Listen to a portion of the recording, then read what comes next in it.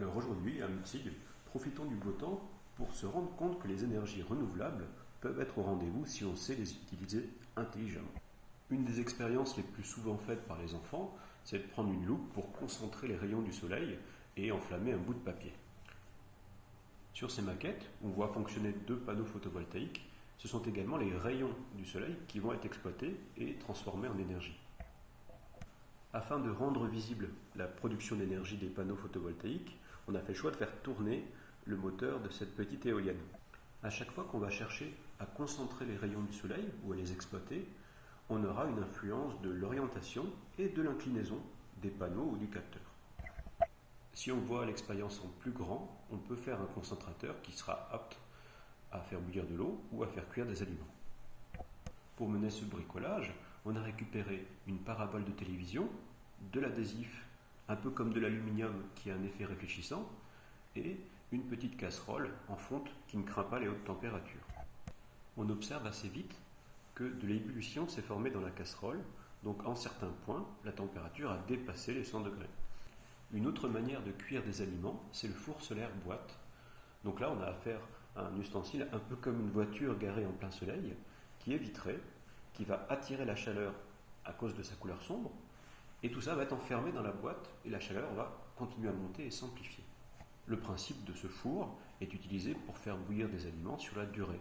On pourrait faire facilement cuire du riz, des pâtes ou tout plat qui cuit longtemps. Alors si on a bien fait les premières étapes, on a réussi à faire bouillir le contenu d'une casserole. Cette marmite norvégienne, elle reprend le principe du thermos, c'est-à-dire conserver une température élevée dans une boîte avec l'effet de l'isolant. On retrouve le même principe dans une glacière, où là c'est plutôt du froid qu'on va chercher à maintenir le plus longtemps possible. Alors si on l'observe de plus près, tout d'abord il faut que notre plat ait un format qui s'intègre dans la boîte. On a mis un isolant tout autour, et la boîte elle-même, on va chercher à la rendre la plus étanche à l'air possible. Alors cet atelier, il ne coûte pas cher à faire et il peut rapporter gros. On a récupéré une caisse en brocante à 5 € et un moule à Beckhoff. Là j'ai utilisé du liège en vrac, mais j'aurais pu tout aussi bien utiliser un vieux pull. On peut utiliser également une fine couche d'aluminium pour améliorer l'effet isotherme et améliorer également l'étanchéité à l'air. On a placé des couches d'isolant dans tous les sens, y compris au fond de la boîte. On peut utiliser des rubans de mousse qu'on met traditionnellement sur les portes pour que le coffre de cette boîte soit particulièrement bien étanche à l'air. On peut tout à fait faire cuire le plat au four ou sur une plaque. Tout ce qui compte, c'est qu'il arrive à ébullition. Alors quand on cuit des plats qui ont besoin d'une cuisson longue avec ce système, non seulement on économise de l'énergie, mais au niveau du goût qu'a le plat, c'est quand même assez fabuleux. On peut tout à fait ranger une cocotte minute dans ce genre de boîte le reste du temps.